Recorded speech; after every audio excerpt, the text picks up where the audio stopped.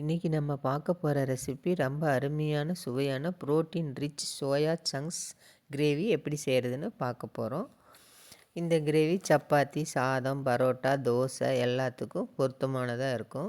இந்த கிரேவி கிட்டத்தட்ட கறி குழம்பு, சிக்கன் குழம்பு டேஸ்ட்டுக்கு ஈக்குவலாக இருக்கும்.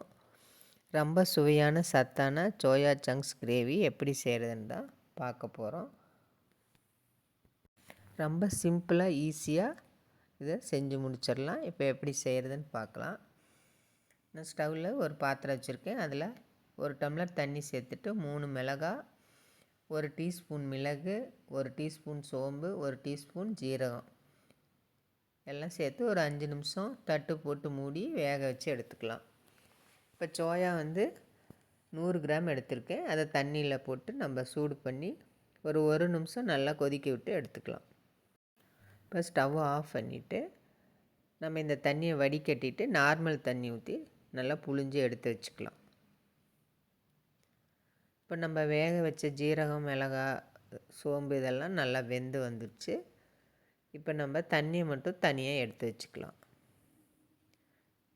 தண்ணியை தனியாக எடுத்து வச்சுக்கிட்டு மிக்ஸி ஜாரில் சேர்த்து கொஞ்சமாக தண்ணி சேர்த்து நம்ம நல்லா நைஸாக அரைச்சிட்டு வந்துடலாம்.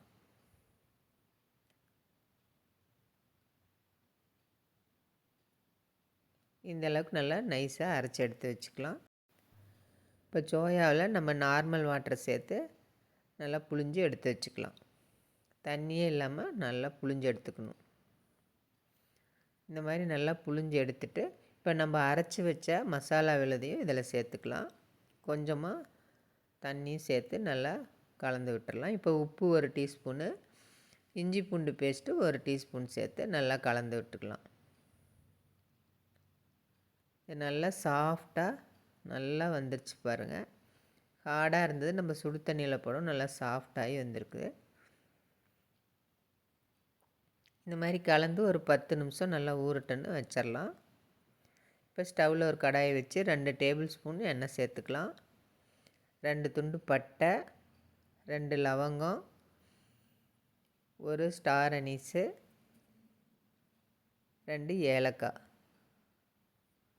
1 பிரியாணி இலை இதெல்லாம் சேர்த்து நல்லா பொரிஞ்சு வரட்டுன்னு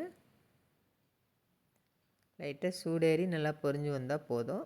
இப்போ நம்ம ஒரு பெரிய வெங்காயம் பொடியாக கட் பண்ணி எடுத்து வச்சுருக்கேன், அதை சேர்த்துக்கலாம். நீங்கள் சின்ன வெங்காயம் வேணுனாலும் சேர்த்துக்கலாம். வெங்காயம் நல்லா வதங்கி வரட்டும். இப்போ வெங்காயம் வதங்கிக்கிட்டு இருக்கையிலே 1 ஸ்பூன் அளவுக்கு மிளகாத்தூள் சேர்த்துக்கலாம். சேர்த்து நல்லா வெங்காயத்தோடு சேர்த்து வதக்கி விட்டுறலாம்.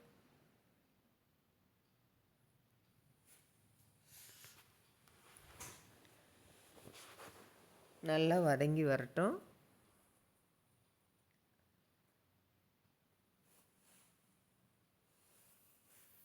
இப்போ இதோட 1 டீஸ்பூன் இஞ்சி பூண்டு பேஸ்ட்டு சேர்த்துக்கலாம்.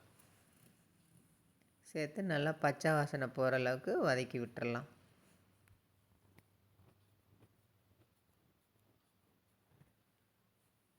இப்போ நல்லா வதங்கி வந்துடுச்சு இஞ்சி பூண்டு பேஸ்ட்டும். இப்போ தக்காளி 2 தக்காளி பொடியாக கட் பண்ணி சேர்த்துக்கலாம். அதோட கருவேப்பிலை ஒரு கொத்தும் சேர்த்துக்கலாம். சேர்த்து நல்லா வதக்கி விட்டுறலாம். தக்காளி நல்லா வெந்து குழஞ்சி வரணும், அந்த அளவுக்கு நல்லா வதக்கிக்கலாம்.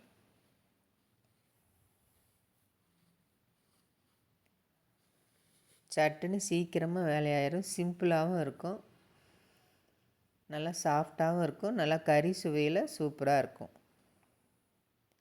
இப்போ தக்காளி வதங்கிறதுக்காக கொஞ்சமாக உப்பு சேர்த்துக்கலாம். ஒரு 1/2 டீஸ்பூன் உப்பு சேர்த்துருக்கேன். இப்போ மஞ்சத்தூள் ஒரு 1/4 டீஸ்பூனுக்கு கொஞ்சம் கம்மியாகவே சேர்த்துக்கலாம். உப்பு ஒரு 1/2 டீஸ்பூன் சேர்த்துக்கலாம். மல்லித்தூள் 1 ஸ்பூன் சேர்த்துக்கலாம். சேர்த்து எல்லாமே நல்லா வதக்கி விட்டுறலாம்.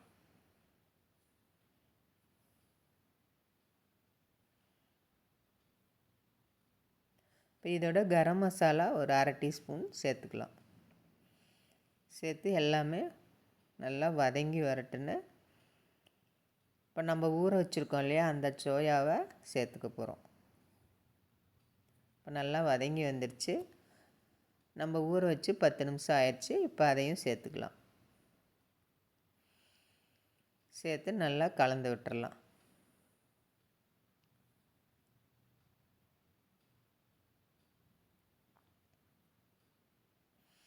இப்போ கொஞ்சமாக தண்ணி சேர்த்துக்கலாம். நம்ம மிக்ஸி ஜாரில் தண்ணி சேர்த்து கலந்து விட்டு அதையே சேர்த்துக்கிறோம்.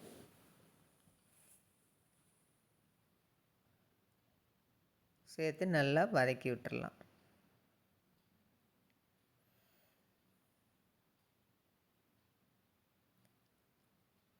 நல்லா இது வதங்கி வரணும். உப்பு பத்தலை, அதனால் உப்பு கொஞ்சம் சேர்த்துக்கலாம்.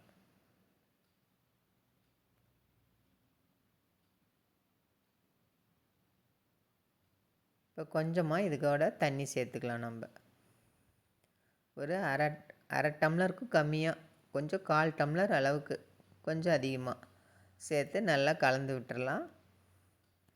நல்லா கலந்து விட்டுட்டு நல்லா ஒரு கொதி வரட்டுன்னு. நல்லா ஒரு கொதி வந்துடுச்சு. இப்போ மூடி போட்டு மீடியம் ஃப்ளேமில் வச்சு மூடி போட்டு ஒரு 5 நிமிஷம் வேக விட்டுறலாம். அப்போ தான் அந்த பச்சை வாசனைலாம் போகும்.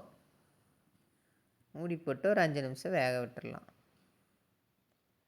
இப்போ 5 நிமிஷம் ஆயிடுச்சு பாருங்கள். நல்லா வெந்து எண்ணெய் பிரிஞ்சு நல்லா வந்திருக்கு. நல்லா கமகமன்னு வாசனையாகவும் இருக்குது. கறி டேஸ்ட்டில் நல்லா சூப்பராக இருக்கும். இப்போ நம்மளுடைய சோயா சங்க்ஸு கிரேவி ரெடி ஆயிடுச்சு. இதோட நம்ம கருவேப்பிலை தூவி எடுத்துக்கலாம். ரொம்ப டேஸ்ட்டாகவும் நல்லா வாசனையாகவும் இருக்கும்.